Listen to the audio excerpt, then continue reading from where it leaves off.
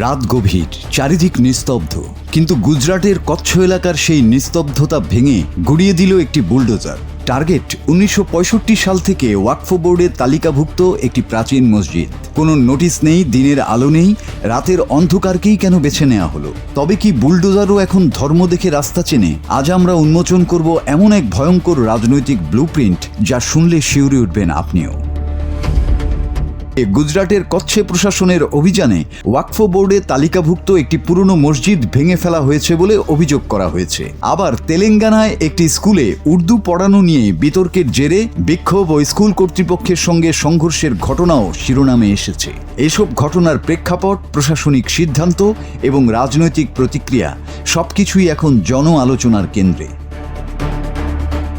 যে দেশে উর্দু দ্বিতীয় সর্বোচ্চ ব্যবহৃত ভাষাগুলোর একটি, সেখানে হঠাৎ এই ভাষাকে কেন রাজনৈতিক হাতিয়ার বানানো হচ্ছে? অন্যদিকে পশ্চিমবঙ্গেও ভিন্নমতের মানুষদের উপর চলছে পাশবিক নির্যাতন। বিরোধী দলের নেতাদের রাস্তায় দড়ি বেঁধে ঘোরানো হচ্ছে।